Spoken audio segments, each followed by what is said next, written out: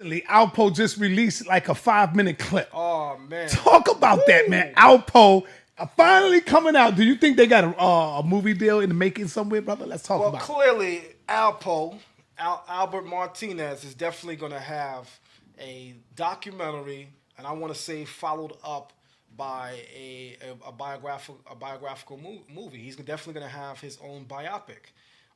His story is worthy of the pictures. We've seen people with less gritty history make it to those screens. We've seen people who their story wasn't even authentic make it to those screens. Alpo's story is gory, it's bloody, it's real, it's authentic. But above all, he's actually still here to tell it in his own words, which is very important. That man doesn't need anyone to tell his story. He's right here. And Alpo did a lot of things in Harlem. Not all of them were good, but nobody likes to talk about the fact that, yes, the brother sold drugs.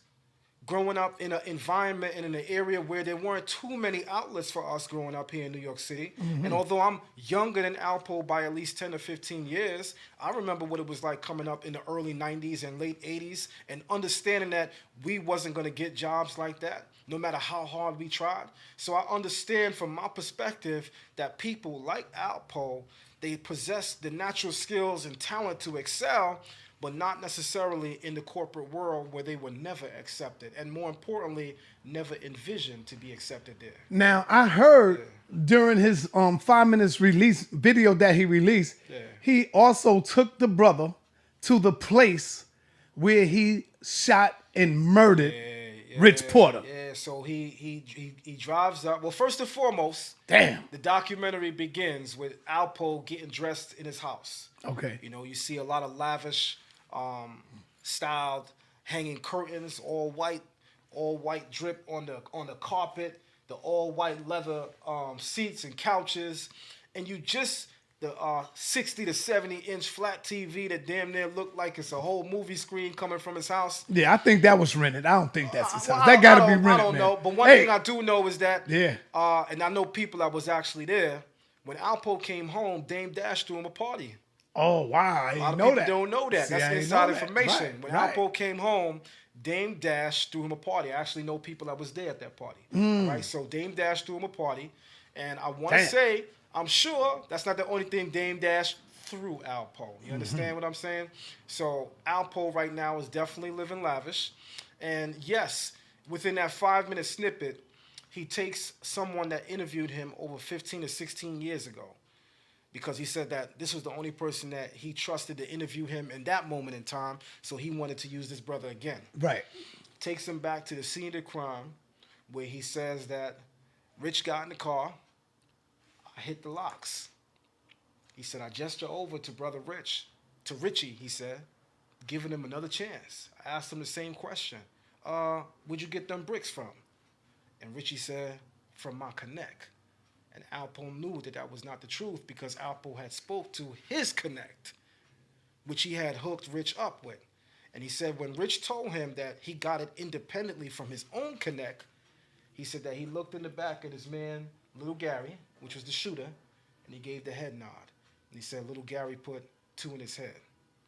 He said that we pulled over, and Little Gary got to be about 5 foot 3 inches. And he was trying to drag Rich Porter, which is even bigger and taller than Alpo, but he couldn't. So Alpo said he had to get out the car and move him and drag him in the woods himself. And unfortunately, this part hit me hard because I know people that got killed this way as well coming up in Brooklyn. When he dragged him, Alpo said, I heard him talk. Rich was still alive. He said, that's when I put one more in his head. And it ends like that. So when his story hits the big screen, it's going to evoke a lot of emotions. Now, this is what I was going to say. This is what I was saying to you, too, earlier. Do you think sometimes this could be very dangerous, rehearsing old stories? Because now you got a new generation where these young brothers don't give a fuck. At all. I don't know if Rich Porter got any children. but I know he I'm got sure nephews. Rich I know he got children. brothers. Yeah, I know yeah, he got yeah. family. Yes. Because how do you think they would look at that, rehearsing this whole thing all over again? It's like, damn, now this nigga bragging about you killed my family member. right. You know, this could be dangerous, brother. What do you think? Alpo, he has a moment in time where he could relive his story without the blogs and other media sites telling it for him. And this is Alpo's vision for telling his story. But to the family of the deceased, Right. to Rich Porter's family, you bragging and you gloating about my father, my brother, my loved one, my man, my homie, that's no longer here, that you the one responsible for his murder, which a lot of people think wasn't called for because of how it went down, such as if your man wasn't moving in a certain way, you didn't necessarily have to kill your man, which is what a lot of people felt. But what a lot of people don't know about Alpo's upbringing, Alpo was actually in military school, bro. And in military school, there's a certain discipline that's given to these young men that most people in the street are not privy to. In the military, you realize that at certain points in time, you're faced with decisions that you normally would never make. So a lot of people may not understand why Alpo did it. I certainly am not justifying why Alpo did it, but I want people to understand that Alpo has an upbringing that's quite different than a lot of people are aware of. And when his documentary hits the streets and people get to see the full story, the full spectrum, they might get a little bit additional insight on what drove Alpo to make that split second decision, because in his own words, he didn't even have to think about it. So that lets you know it was an impulse. But I'm going to tell you something. You know what? Yeah. Alpo told that story about 10 years ago. Right. He just never said it was Rich Porter that he killed. If you go back to them tapes I remember. and you hear him talk about the dude that he murdered in the car, remember? And he said when he shot him, all he heard was a, remember that? Right. Like he's like, Right.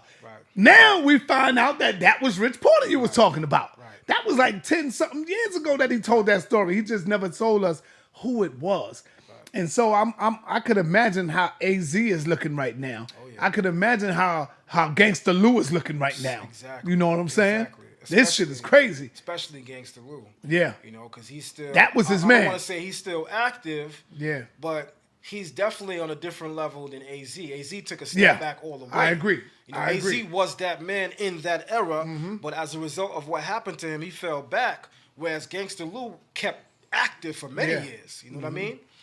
So, I want to say that Alpo's story, man, again, is going to be something very big. I personally think his story, and if it goes to become a bio, is going to top Paid in Full. Yes. Oh, yeah. Hell yeah. Because it's the real deal. Because it's the real deal. Yeah, it's the real person. And he's going to be working with whoever's playing him to make sure that that person is given exactly what Alpo is. Not to say Cameron did a bad job. But see, you know what I mean? Gangster Lou got something in the making too. Oh, he do? Brother, you got to go back to the Queen's Flip story and when Gangster Lou was on the story. Okay. Yeah, they got something in the making coming That's up good, about this whole situation that was going down. All right, yeah, man. All right. You know? And he was spitting shots at Alpo. He was going in on Alpo. He's been doing that for some time now. Yeah. He definitely has. Yeah. Listen, I can remember Sarnetta in as early as 91, being 12, 13 years old, hearing about what Alpo was doing in Harlem, and I'm living in Brooklyn at the time, but the OGs around the way had it in their mouth. And we ear hustling because we around the OGs. You know, the people 10, 15 years are older than me, such as yourself, those were my OGs. And we're hearing what's happening with what's going on in Harlem with Alpo, and we all the way in Brooklyn. So I know for a fact his story, when it pops, is going to really, really shoot, because during the time that it went down, it rang bells through the city, man. Everybody was in tune to it. From New York City to D.C. and North Carolina, parts of down south, everybody knew about the Alpo story and Rich Porter, baby. Yeah. You know what I mean? Right? Damn, while we was dealing with Alpo, I wanted you to touch on Alpo and Puff Daddy, man. Oh, man. Damn, well, it's too late. We got to get back to it. Because then when we talk about that, we're going to have to talk about Wolf.